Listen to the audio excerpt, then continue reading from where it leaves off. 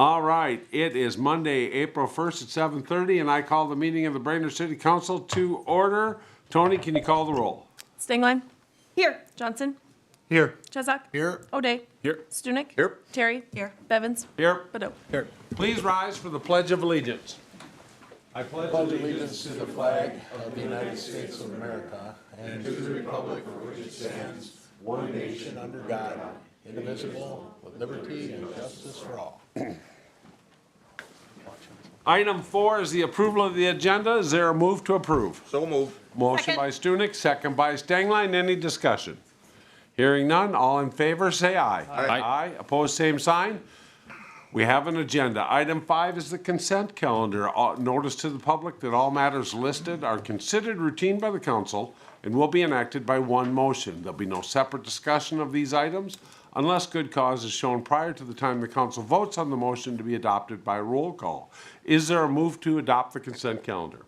So moved. Motion by O'Day. Is there a second? Second by Terry. Any discussion? Hearing none. Tony, can you call the roll? Stingline. Yes. Johnson. Yes. Chezak. Yes. O'Day. Yep. Stunek. Yep. Terry. Yes. Bevins. Yes. The consent calendar is adopted. Item 6 is presentations. Item 6A is a presentation by Tammy Ebertowski. Are you here? Right here. Come on up, state your name and address of everybody who's going to speak. We like to have you keep it to, 10 5 minutes. 5 is great. 5, 6 5 minutes. and you're We can do it. You're 5, hired. 6, 7. You're heroes. But we do need names and addresses of everybody Absolutely. who's up here because we're on TV. You're a star. I'm Tammy Ebertowski. My address too? Yes. Really? Yes. P.O. I Box might wanna mail you 53, something. Pillager, Minnesota 56473. And this is Neela Gorin. Give your address. Address. Oh, my address? Sorry, my address is 727 Southwest 4th Street, Brainerd, Minnesota 56401. Thank you. Rosie Jensen, 960 134th Street, Southwest Pillager, Minnesota 56473. Thank you guys for coming. But you're with Lighthouse Beginnings. Oh, yeah. I'm with Lighthouse. Okay. Okay. All right. All right. I want to thank you. I already introduced myself.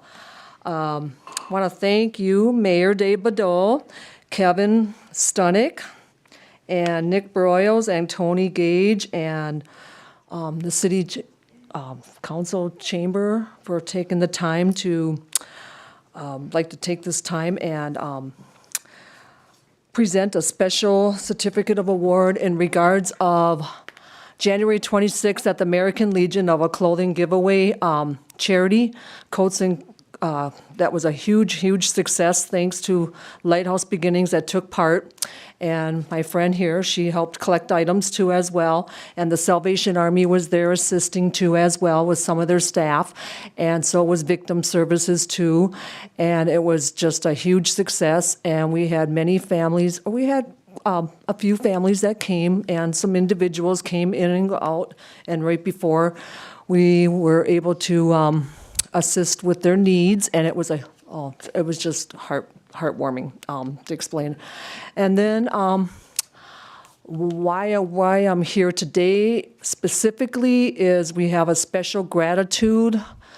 It's on behalf from the community, and we're just so grateful. And some of the families that came on January 26th expressed afterwards too as well that they recognized Kevin Stunek at his presence was very much appreciated.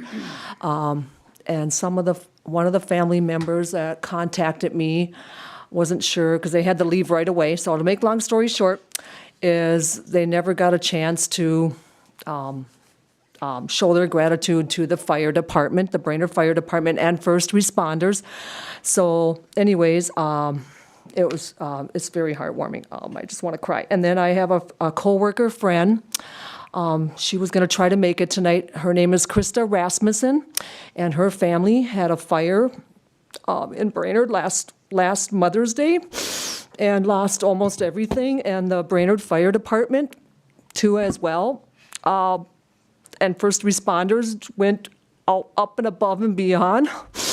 And I'm just so great. We're all so grateful to the all of you first responders and medical paramedics and Kevin Stunick. I'm supposed to relay a message to you from this family that came.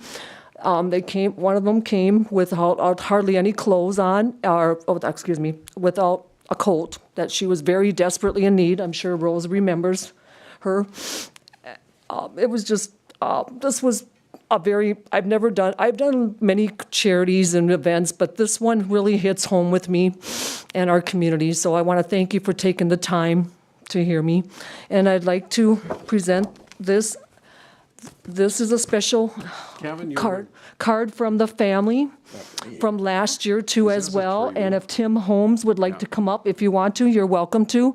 And Kevin Stunick as well, if you'd like to come up, and John Davis, Fire Chief of Police too as well, you're welcome to if you'd like to come on up.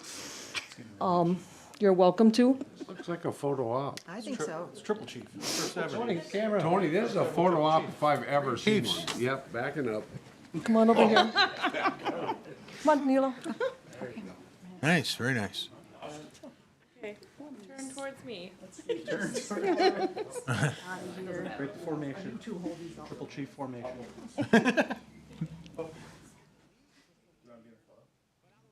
Sure. Want to be in the, come on, Rose. That'd be the day. He would recognize you, Kevin.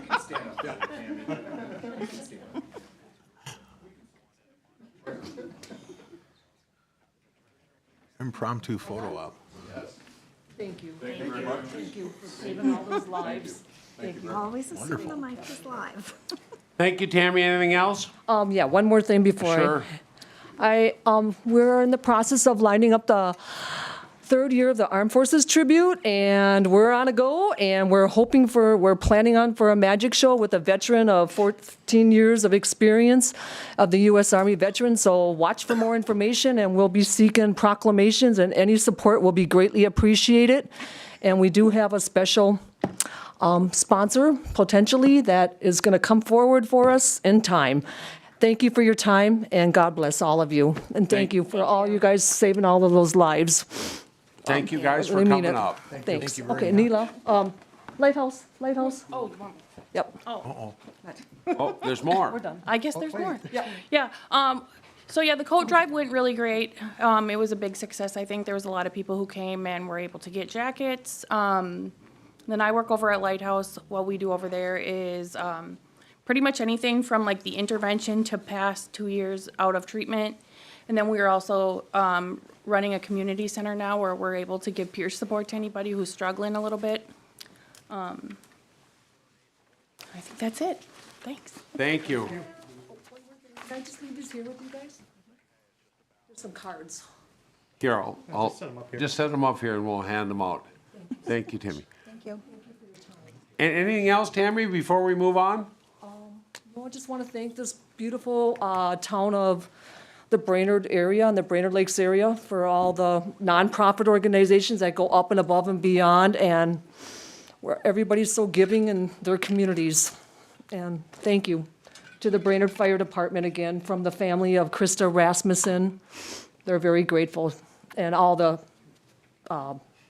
survivors that have been gone through seizures, and paramedics and whatnot. Thank you, first responders and firemen and women workers. Thank you.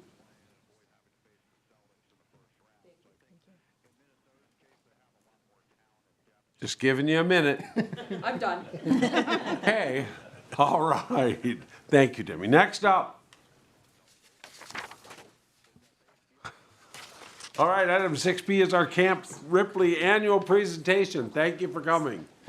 Thanks for having me. And we need, of course, Colonel your name. Troy Yeah, Fink. thank you. Address is 11841 Maplewood Drive, Brainerd, Minnesota 56401. Thanks for having me. Appreciate the time of bringing us in to communicate what we're doing on Camp Ripley. As partners, Crow Wing and Camp Ripley, it's important that you all hear what Camp Ripley is up to. So 2024, next slide, please. Our mission statement at Camp Ripley is simply stated as that. I highlight the bottom line in terms of the positive community relations, okay?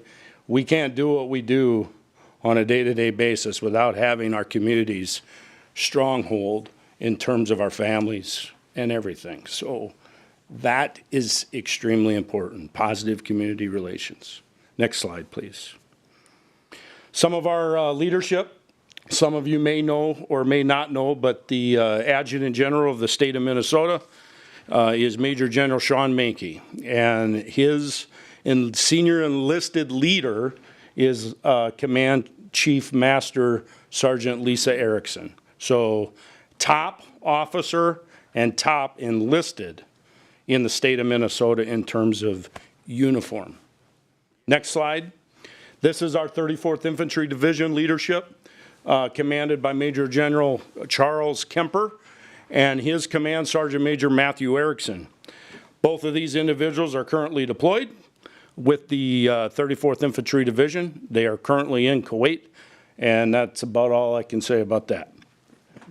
Next slide is myself and my Command Sergeant Major, Ryan Hofstad. We obviously reside on Camp Ripley, and we're going to kind of go through a little bit of what we do in the area. So our next slide is our economic impact. About 75 million annually that Camp Ripley brings to the area. Kind of broken out in what you see on the slide. And the big tickets, obviously, we employ about 800 to 1,000 people on camp, both federal and state. So there's quite a bit of mix of those that wear the uniform and some that wear civilian clothing every day. So on our state side, which are valuable partners to us, ensuring that we get everything that we do done in a day. Obviously, our next slide, our location, everybody knows, I think, for the most part, on where Camp Ripley is and kind of what it's made up of. Primarily about 53,000 acres of land. Right there in the heart of Minnesota. We've got 18 miles of the most undisturbed Mississippi River from at its origin to its delta in Mississippi. Most undisturbed in terms of the Mississippi River. So we're pretty proud of that fact. We'll get into some of the environmental stuff a little bit later here. But we're a level 2 training center, which is basically all heavy maneuver, right? Artillery, air operations, you name it, we probably can do it on Camp Ripley in terms of military operations. The noise that you hear obviously is artillery. A lot of the gunfire that we do on the ranges, we've got 45 live fire ranges on the base and about 23, 24 non-live fire ranges. Next slide, some of the accomplishments in the events. This last year of 2023, we went over 1,400 soldiers and civilians coming through the gates of Camp Ripley in 2023. We are anticipated to be a little bit more than that this year with our exportable combat team coming in for the 2nd Brigade, which is coming up out of Iowa. So we're getting really ramped up. That's going to be the months of July into the first part of August. Some of you have come to the open houses. That's done biannually.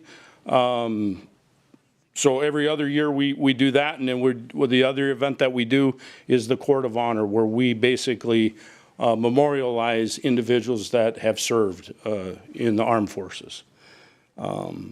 We do host the DNR and the State Patrol Academies on the base every year. We just got done with 2 State Patrol Academies, Class 68 and 69.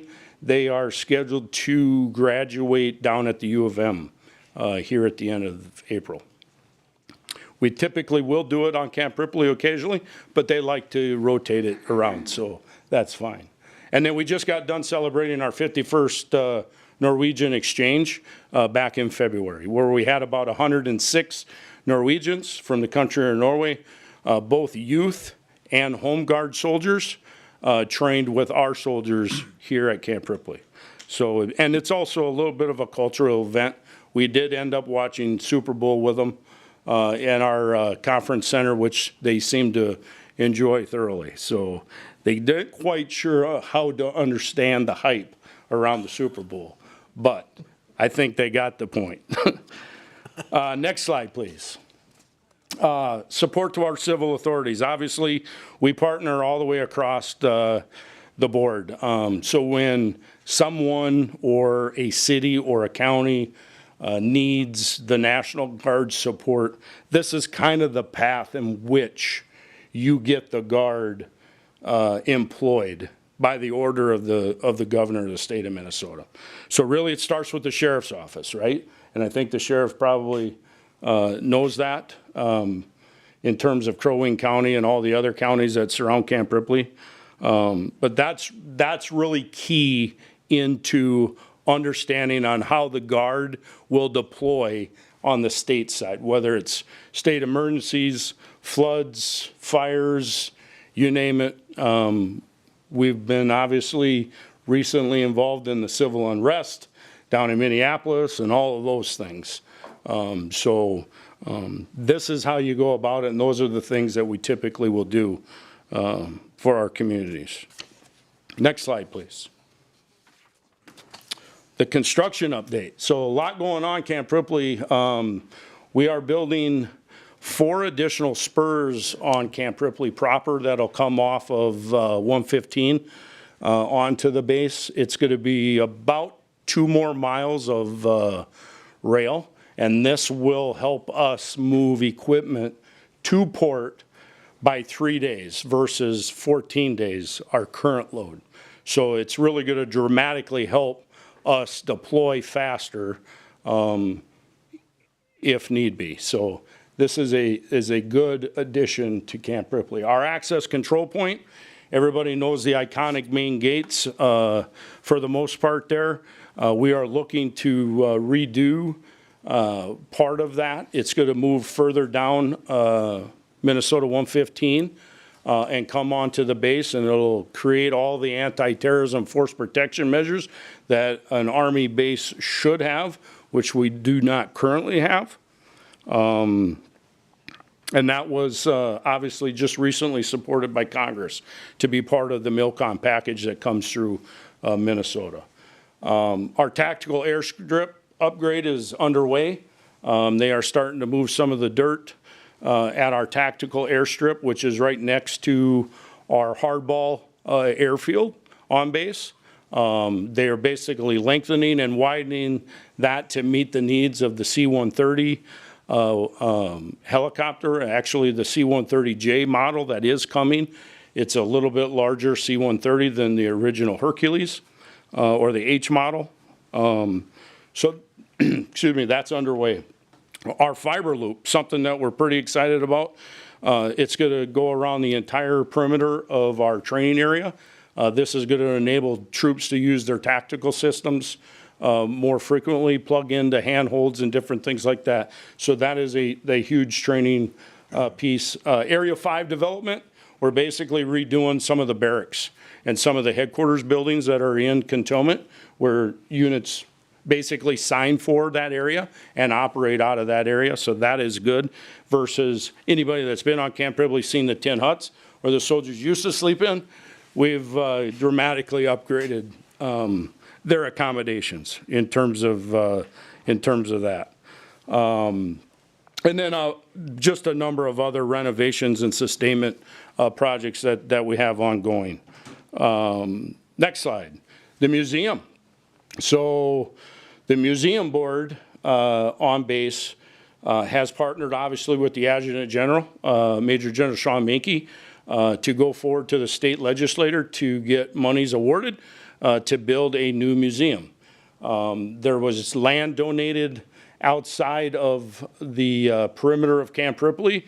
It is between 371 and the state cemetery. And that is the location, and they should probably break ground mid-July, early July timeframe, depending on contracts. But we're looking forward to that. Next slide. Scheduled events. This is probably the one slide that everybody's really kind of curious about and what we're doing in terms of military training. So June is going to be probably one of those noisy months. We're going to have a lot of artillery come through the base during the month of June, and then a lot of individual weapons qualification and crew serve weapons that are going to go on typically in the hours of darkness. So about 10 o'clock on, you may hear or may not hear some machine guns. July is the XETC where we kick that off. We'll have the entire 2nd Brigade Combat Team out of Iowa flow through Camp Ripley over the course of 30 to 40 days. So like I said, it will go into the month of August a little bit, but the bulk of it will be in the month of July. Camp Ripley will be extremely busy in the month of July. So if you're going to visit, you know, you're not probably going to get around too easily, especially downrange. And then August, September, and October, again, typical weapons qualifications. We do bring in the Minnesota DOT as well. They conduct all their snow plowing training on the base as well. So we're pretty proud of that fact and that partnership with the Minnesota DOT. Next slide, please. Our state partners, I've already kind of hit on it, but these folks have permanent offices on the base, Homeland Security, Emergency Management, State Patrol, and the DNR. So we partner heavily with these groups in terms of everything that they're doing and their training aspects of what they're trying to accomplish. Like I said, both the State Patrol and the DNR, their academies come through Camp Ripley. So we house all those cadets, and they use our facilities to feed and do all of those things. So really great partnership for us at Camp Ripley.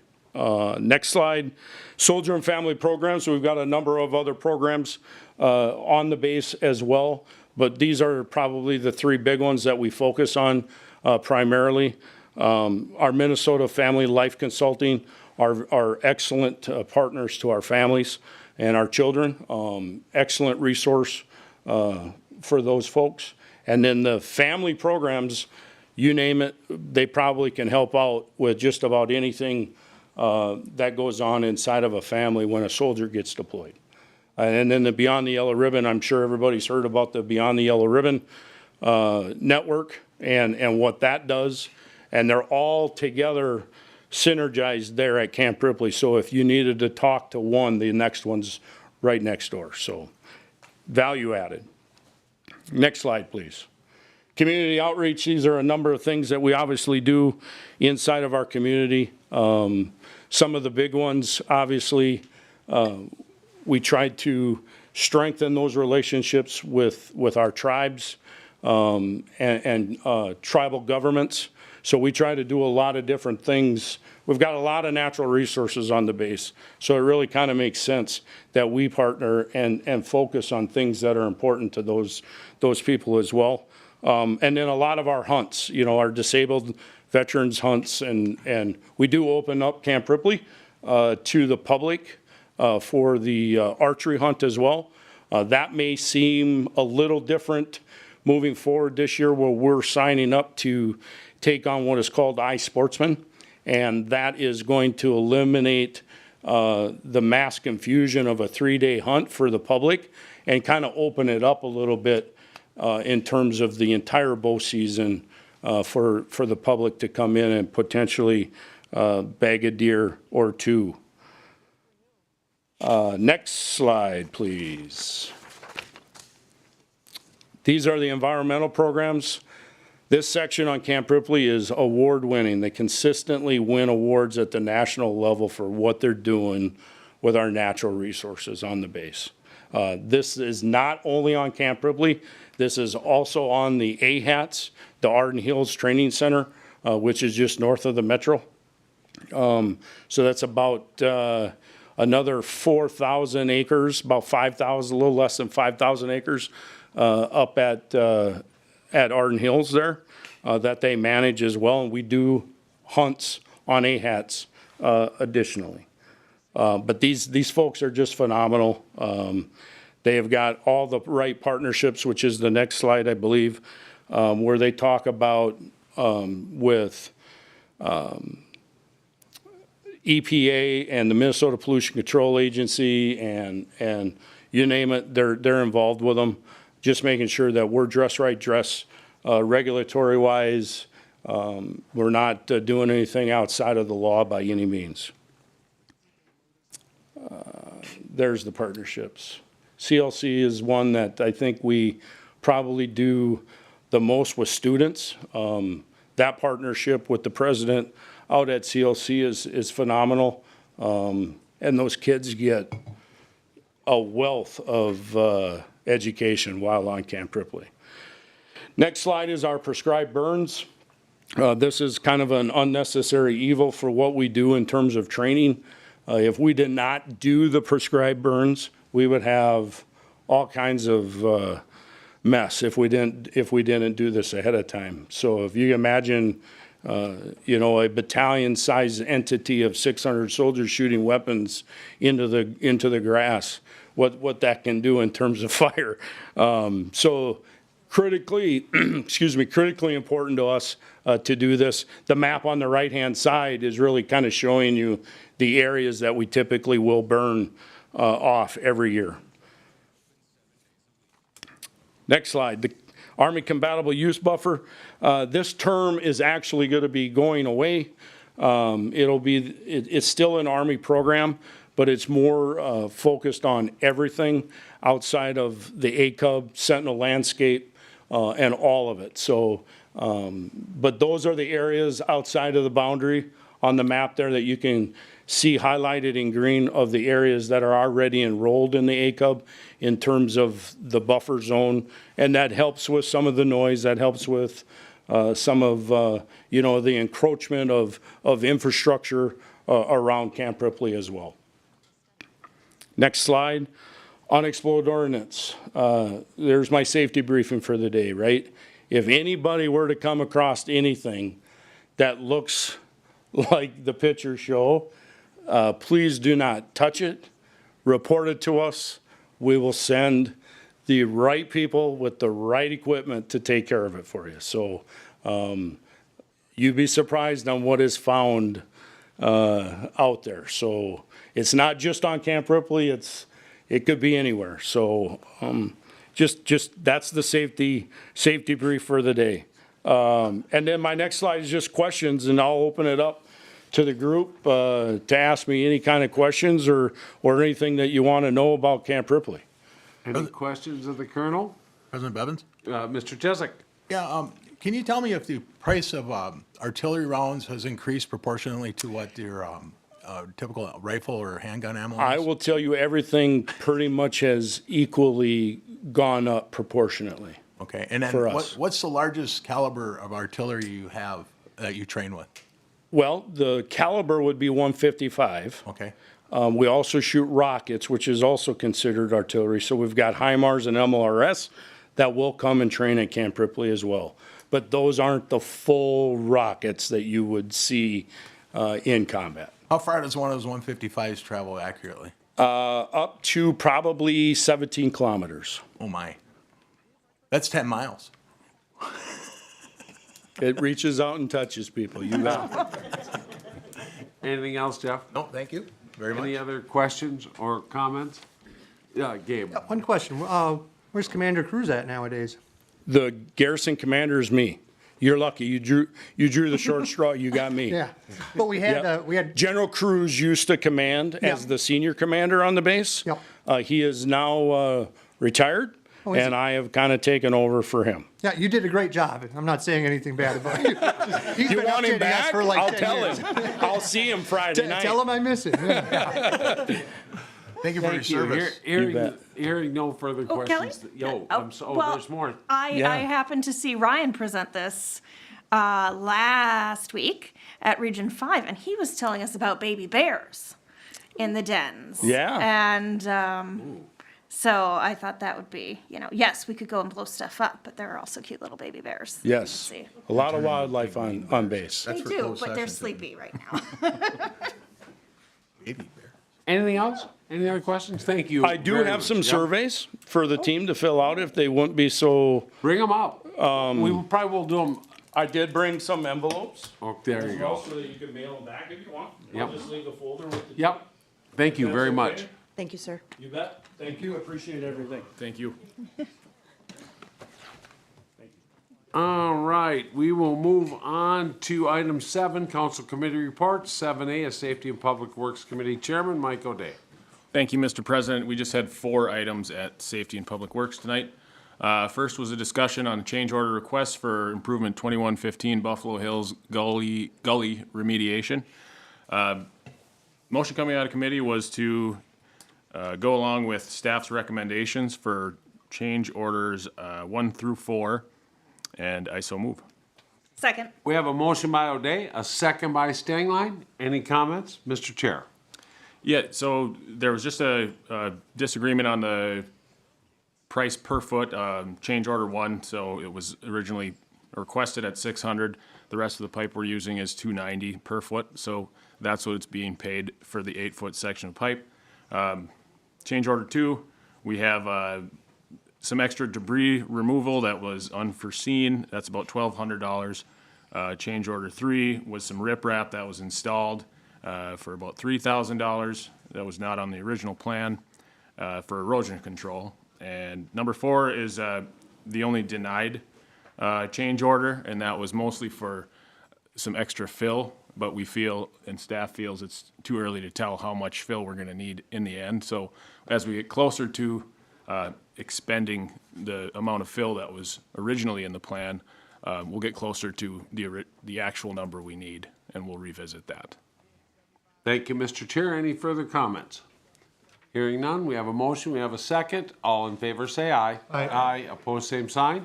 Motion carries. Please proceed. Thank you, Mr. President. Next item was testing proposals for improvement 22-8 South Brainerd Reconstruction Project. Motion coming out of committee was to go with staff's recommendation to authorize the quote with ITT and the total estimated amount of $11,100, and I so move. Motion by O'Day. Is there a second by Chesak? Any discussion?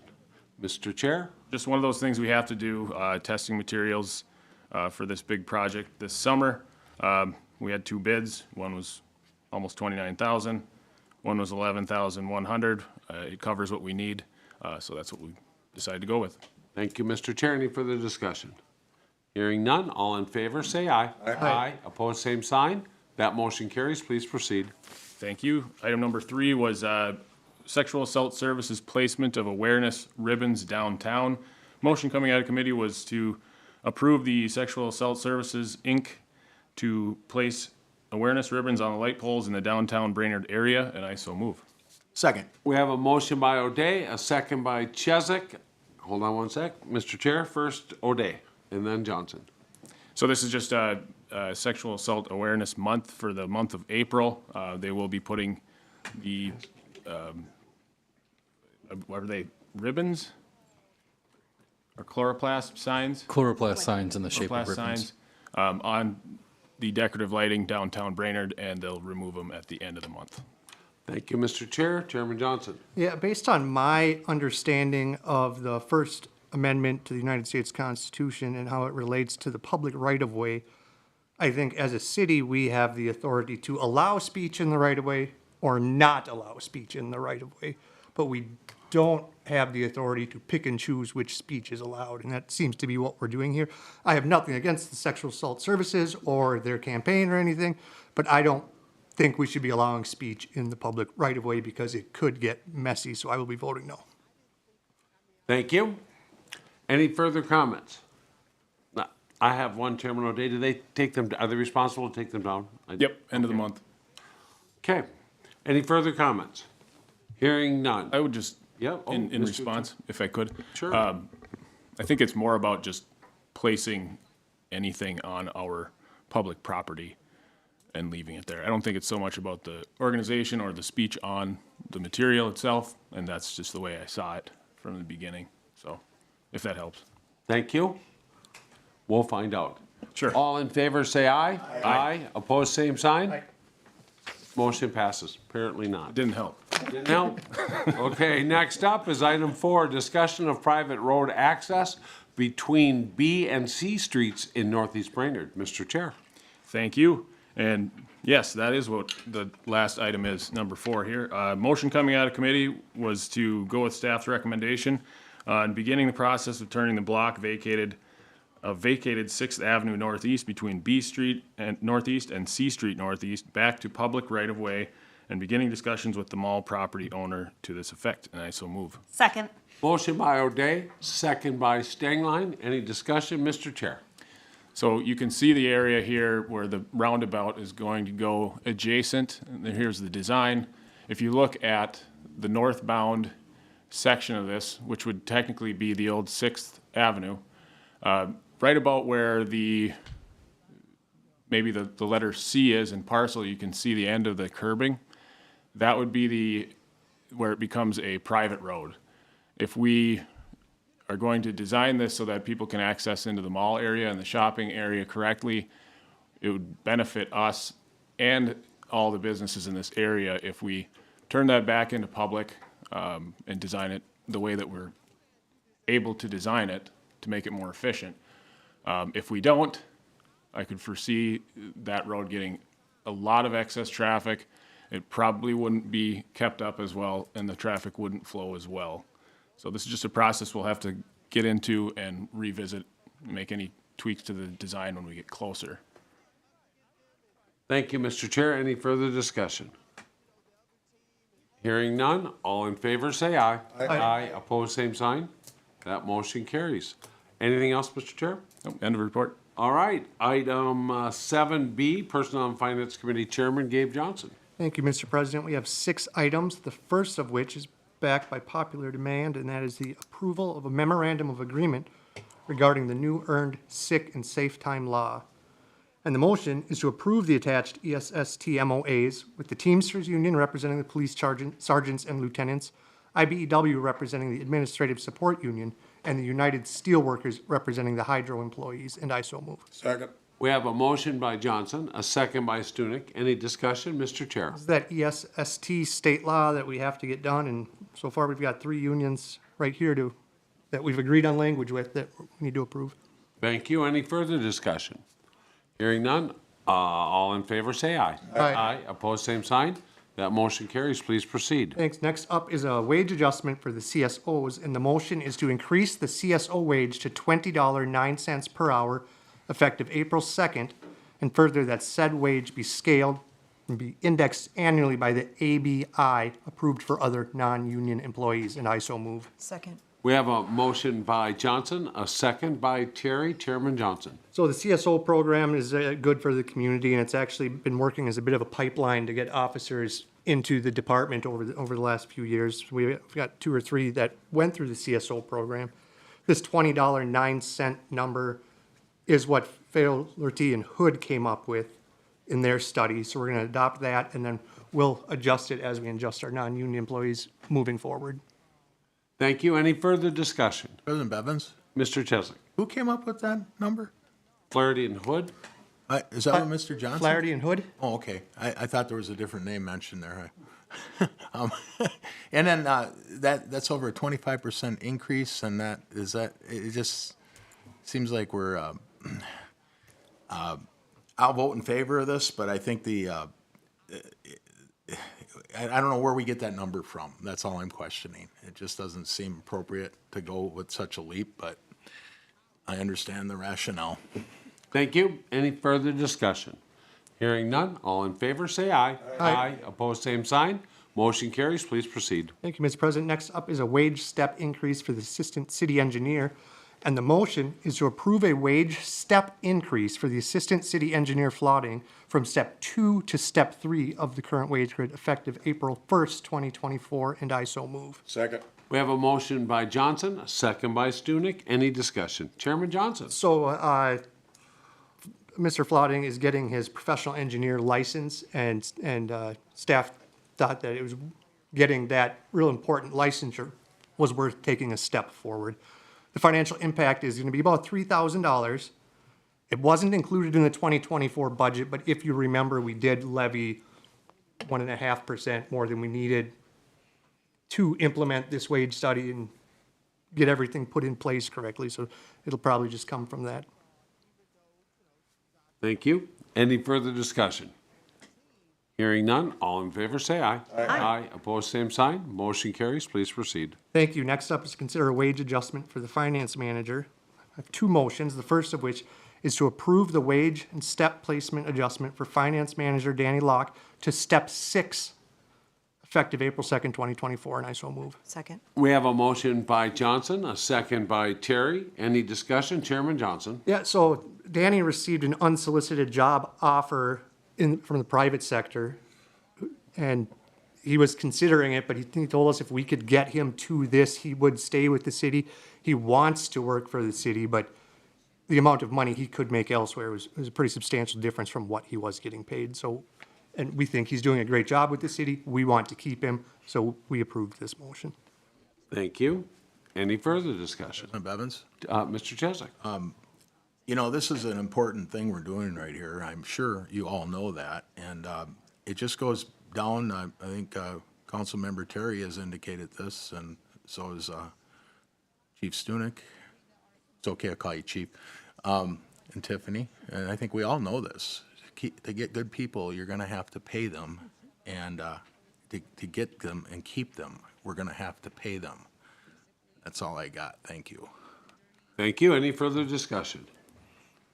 Hearing none, all in favor, say aye. Aye. Opposed, same sign. Motion carries. Please proceed. The next motion is to approve a wage step placement adjustment for Finance Director Hillman to step 6, effective April 2nd, 2024, and I so move. Second. We have a motion by Johnson, a second by Terry. Chairman Johnson. This was recommended by staff to keep the pay separation in effect between Danny and Connie. This impact would be about $3,400, and it'll come out of that same excess levy we had. Thank you. Any further discussion? President Bevins? Mr. Chesak. Is this, I understand we call this perhaps a fairness move, and I'm not opposed to that, but is this play a role in our equity pay as well? I don't know. I don't know who can answer that. I can answer that. Mr. Johnson. And Chris can correct me if I'm wrong, but with equity, we report what the max pay is. We're not adjusting base salaries or anything. We're just advancing the employee's steps, so it doesn't change what it looks like in pay equity based on what step they're on. Thank you, Chairman Gannett. Thank you. Any further discussion?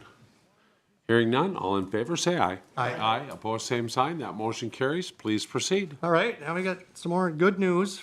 Approve a 24 through 26 contract and wage resolution with IBEW number 31.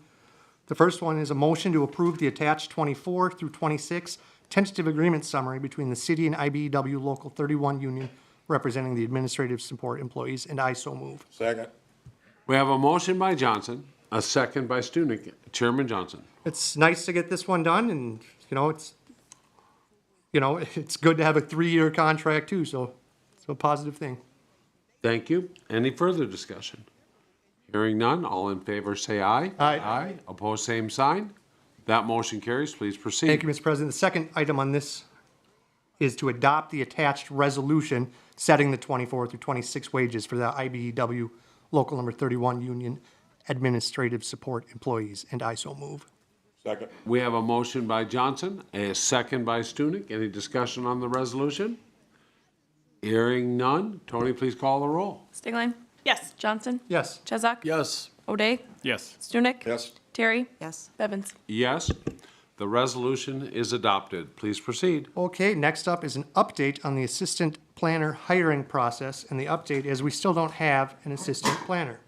We've posted it twice, have not found somebody for the job, so staff is reviewing options of how to move forward, and they'll present a recommendation at our next council meeting. And with that, it's the end of my report. Thank you. Appreciate that.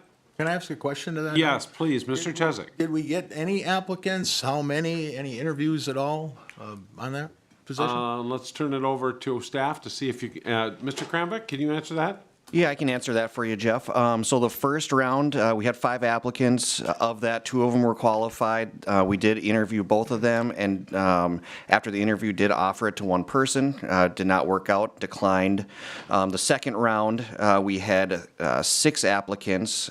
3 of them qualified in the point system. We interviewed all 3 of them. One of them we did offer, and they declined the position as well. Was that because of pay? I don't believe so. Thank you. Any other questions on the assistant planner hiring process? Hearing none, let's move on to item 8, which is unfinished business. Item 8A is call for applicants. I'll turn it over to Mayor Bedell. Holy Hannah. Well, before we go that far, let's slow our roll. I have 2 recommendations for 2 of our boards, but I would like to make note that on our agenda here, instead of TAC, it says Transportation Advisory Committee, so it shall be referred to as such in Jeff's request. So I've got 2 recommendations. The first recommendation is one Paul Sandy, you may know of such a gentleman, for the Park Board. My second recommendation is Mary Cope for the Transportation Advisory Committee. Move approval, Johnson. Second. We have a motion by Johnson, a second by Chesak to accept the 2 nominees from the mayor. Any discussion? Any discussion? Hearing none, all in favor, say aye. Aye. Aye. Opposed, same sign. The motion carries. Mayor Bedell. Jeff, I just want you to know that I agree with you. It was the correct move, because TAC does not sound like something that I would like to be involved with. So, Transportation Advisory Committee, I'm on board. Well, when you're tacky, I understand. That's right. All right, so we have the following boards and commissions that have positions available. The Charter Commission, 2 terms expiring 2026, 2 terms expiring 2025. The Transportation Advisory Committee now has 2 terms expiring 2026. We also have the Economic Development Authority, 1 term expiring 2026. Thank you, Mr. Mayor. And as council president, I have positions on the Parking Commission, 1 term to expire in 2026, 1 term to expire in 2028. We will move on to new business. And item 9A is considering a special council meeting for the 805 Laurel Street project. And this, Mr. Kramvik, is on your agenda. Anything you'd like to add to what's in our packet? Yes, thank you, Mr. President. So just a reminder, at the July 17th City Council meeting, the council held a public hearing and adopted a resolution to establish a redevelopment project area TIF district as well as a TIF financing plan for the Laurel Street project, which is a mixed-use building with 78 units of multifamily housing. So the next step in this process for D.W. Jones is submitting an application for the Workforce Housing Development Grant Program. The application is due by April 30th, in which D.W. Jones has learned that all zoning requirements should be a part of this application prior to submittal to give them a better chance of getting that grant from the state of Minnesota. So with this, the Planning Commission will consider the conditional use permits and variances required for the project at their April 17th meeting, and staff is requesting a special meeting on April 22nd at 6 p.m. to meet that April 30th deadline to submit the application. Eric Charpentier is also here from the HRA to explain the next process on that, as well as with that grant application, it's required by the city of Brainerd to actually apply for it, and he can answer any further questions on that part of it, and I can answer any further questions on the special meeting. Thank you, Mr. Kramvik. Hold on 1 second, Mr. Chesak.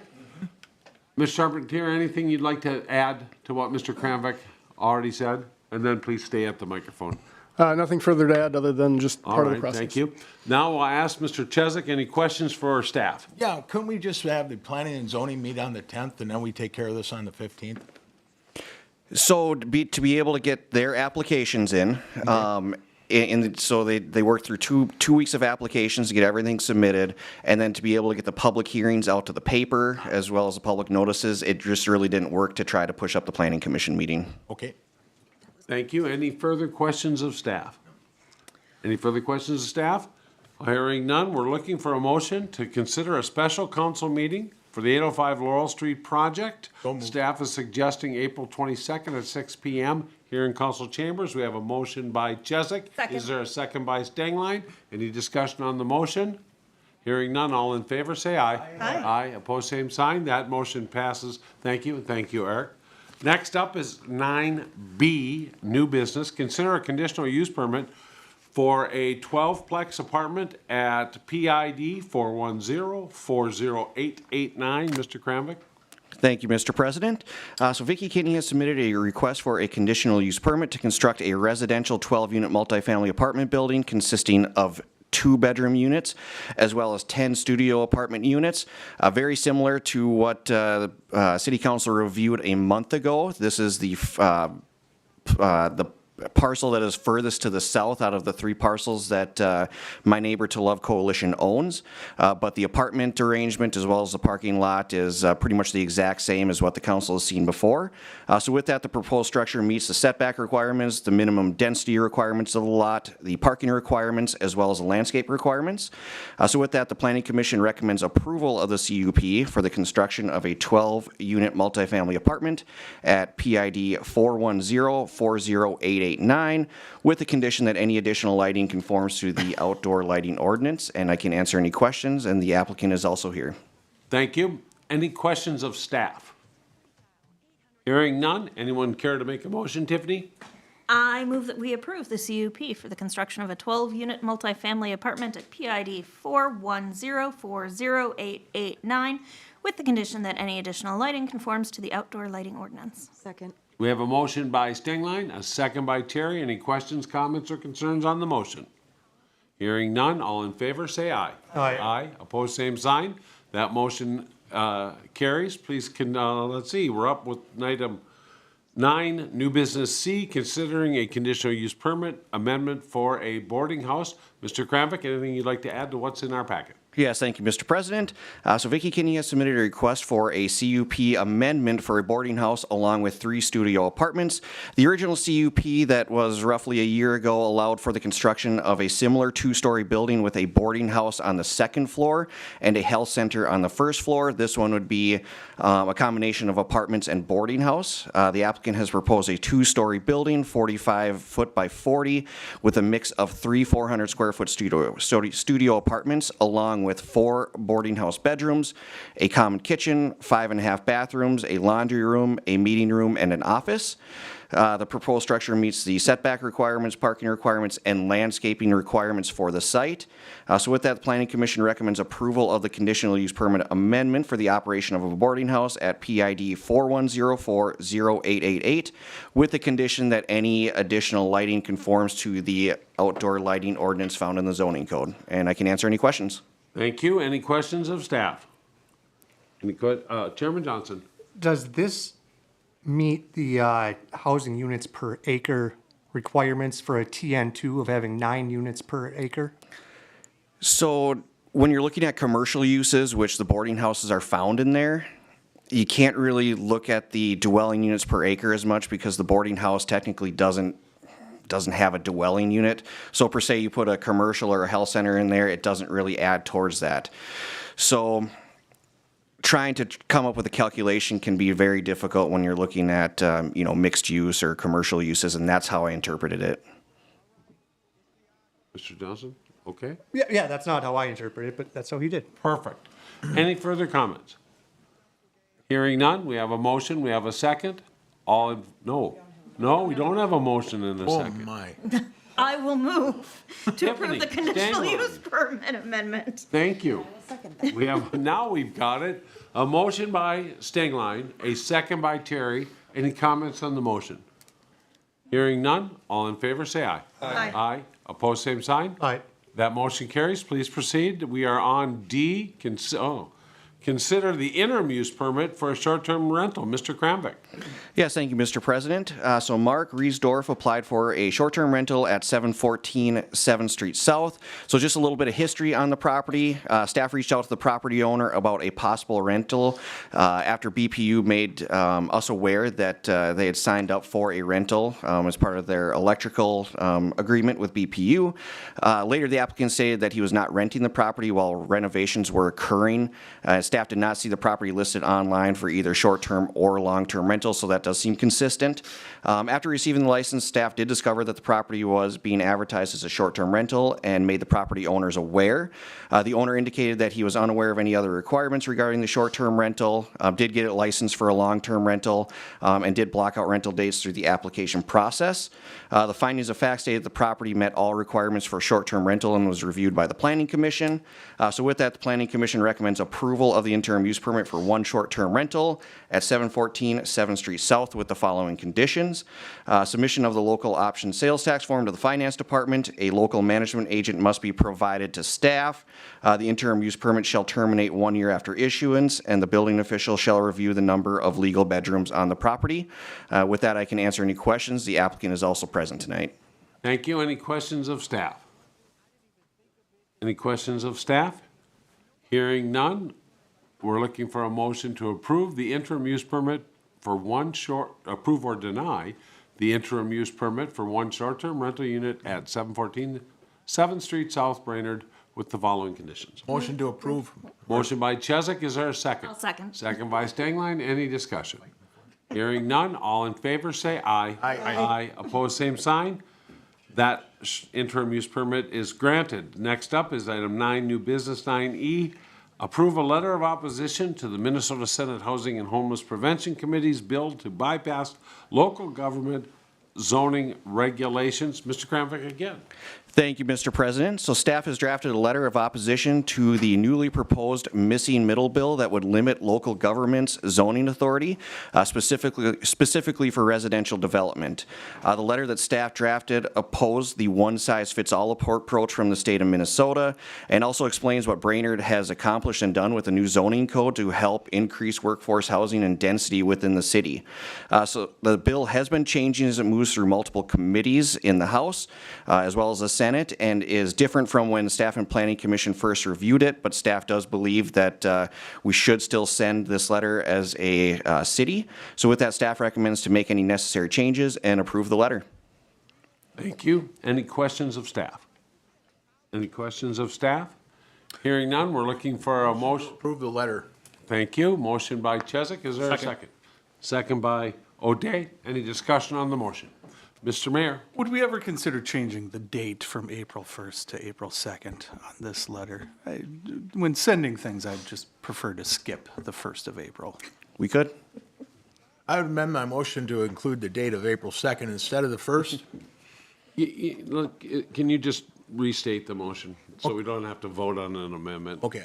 Well, He's I'll looking at me. restate the motion. Second are okay with that? I'll just All right. send, Good enough. change the date. I heard it the first time. Any further discussion? Hearing none, all in favor say aye. Aye. Opposed, same sign. That motion carries. Next up is item 9, new business 9F. Consider revising the employee policy manual. This is submitted by Councilmember Chesak. Mr. Chesak, anything you'd like to add to what's in our packet? Just that I think it's a, I guess if we would call it a goodwill gesture. There's a lot of turbulence going on. Attending these commission meetings, there's some, it becomes emotional for people. They go to their workplace. They want to enjoy where they work. There's a lot of changes, as we all know. Change is hard, and this is not a big ask here.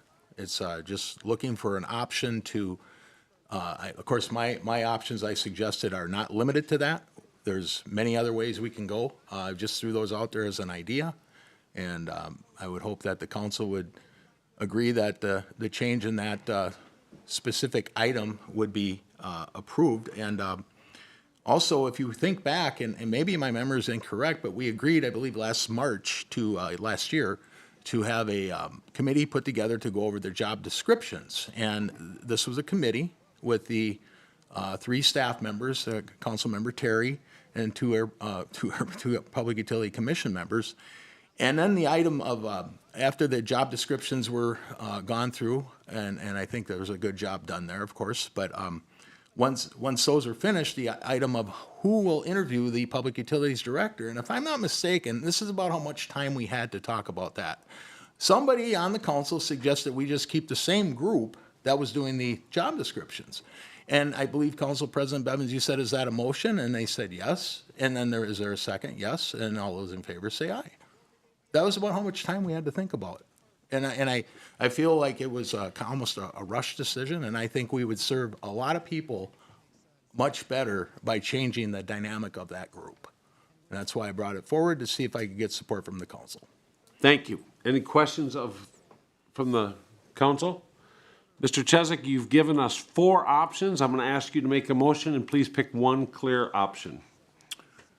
Yes, I would move that the Public Utilities Commission be either a quorum or more of that commission be the individuals assigned to interview along with our city administrator for this job, for this job interview, Public Utilities Director.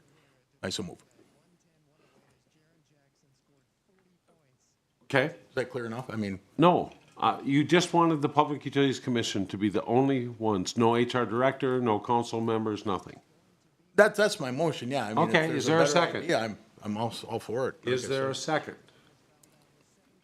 I will ask for a third time, and then the motion dies for lack of second. Thank you, Mr. Chesak. Next up is item 10, public forum. This is the time allocated for citizens to bring matters not on the agenda to the attention of the council. Usually, we like you to have you keep it to 3 to 5 minutes if you can. If you're online and wish to be notified that, or notify us that you wish to speak, *3 notifies us, and *6 will unmute you. It is 8:30, and we have the public forum open, and I will ask for a second time if there's anybody who wishes to speak at the public forum. And at 8:31, I will close the public forum. We'll turn to staff reports. We'll turn to my right, and Fire Chief Holmes. Nothing to add, thank you. Anything from the police department? Nothing to add, Mr. President. Thank you. Mr. Strong, anything from ITGIS? Nothing to add. Mr. Charpentier? Thank you. From the finance department? Nothing to add. And the city engineer, public works director, Dean. Thank you, Mr. President. So really quick, street maintenance, well, we'll be switching back into street sweeping hopefully by the end of the week as soon as the rest of the snow melts off the road. Thank you. Mr. Kramvik, community development director. Thank you, Mr. President. Just a few items here. So the Brainerd EDA will be meeting this Thursday, and we'll be discussing a possible extension of the River to Rails District, a potential facade improvement grant, as well as potentially adding the annex building to the property listings that we currently have for some of the industrial park lots. Staff also provided an update at the last Planning Commission meeting on the short-term rental ordinance. It also consulted with the city attorney on the next steps.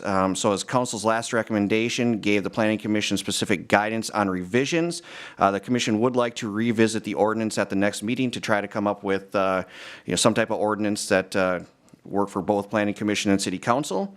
Then also at the next Planning Commission meeting, there will also be continued discussions on working on a potential cannabis dispensary ordinance. And that's everything. Thank you. Anything from the legal department? No, sir. And from the HR department? Thank you. Good job on working with our union contracts and all the team that spent all that time on that. And our city administrator?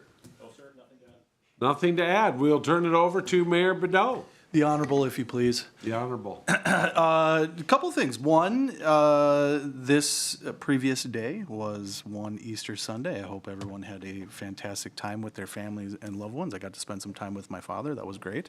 But the day prior to that, Saturday, we had a little Easter egg hunt in Gregory Park, as is tradition. And I want to thank the Rotary for helping out our Parks Department on that. Things went very smoothly. Jesse gave me a call the day right before saying, whoa, there's been another Easter egg hunt that has been canceled. There may be an influx of young ones. And so I just want to say that Jesse and his staff handled that wonderfully, and it went very well. A little cold, a little snow, but it was good. People got in, they got their eggs, they got out. That's the way you want to run an event. Get those eggs, get them out of here. So it went really well. The Easter Bunny was there as well, so thank you to him for showing up. Secondly, Park Board. Park Board is already deep in the throes of their budgeting and I want to thank them for doing so. I sat in on a meeting with Mr. Dean as well as the park board president and Andrew Scheip, another park board member, and they have been going through their budget, and I want to thank them for how far ahead of the game they are. You guys will expect to see something very soon from them, which will give you ample opportunity to tell them all the things you don't like so that we can get it squared away before we get to August and September. So thank you for that. And then lastly, this Friday, 7 p.m., the Get Your Z-Bay right here at the Brainerd High School. That's the name I was looking for. Thank you, because I wasn't going to get there. We have a special event to recognize the Citizen of the Year, Joy Halverson. She's also receiving a special recognition from the school district as well. So all of the council members here are cordially invited. And so I would like to ask that maybe we do adjourn to that, just to be safe, in case all of you do get a chance to attend, or a quorum get to attend. But that is this Friday at 7 p.m., kind of a special recognition for Citizen of the Year. We also have a handful of our past Citizens of the Year that will be there as well. And so just a great opportunity to once again celebrate individuals in our community, and I hope that you can all make it. Thank you. Thank you, Honorable Mayor Bedeau. Next up is council committee reports. Let's start down to my right. Chief Stunek, anything today? I have nothing today. Kara Terry, anything to add? Nothing, sir. Gabe Johnson? Nothing to add. Okay. You guys okay? The only thing I have is a reminder that the colonel has left us surveys. So please take, since we won't have time this evening, please take one with and mail it in. Valuable information, as well as Tammy Bertowski left contact cards for her. Mr. O'Day? Nothing to add. Tiffany Singline? Just thank you to everybody watching at home or watching the reruns. I found somebody who mentioned that they were watching the reruns of our meetings on cable.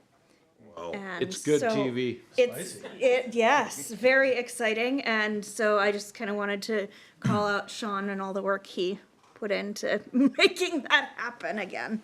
Thank you. Bring us home, Mr. Chesak. Yeah, just one thing, reflecting on what the colonel had said, he referred to us as a team, and I like to think that as well. Thank you. Item 14 is an adjournment. We're going to look to adjourn to closed labor, negotiate to a closed session for closed labor negotiation strategy pursuant to Minnesota Statutes 13D.03, Subdivision 1B, to prepare for negotiations with the IBEW, Brainerd Public Utilities Union, IUOE Parks Division Union, USW Hydro Union, LELS Police Officers Union, and Teamsters Police Sergeants and Lieutenants Union. And then when we come back into open class session, we'll be adjourning to the Gitche Center for Friday's Citizen of the Year. So, is there a motion to There is, adjourn? to go into closed session. Yep. Second. Second. All in favor, say aye. We'll take a 6-minute break to let people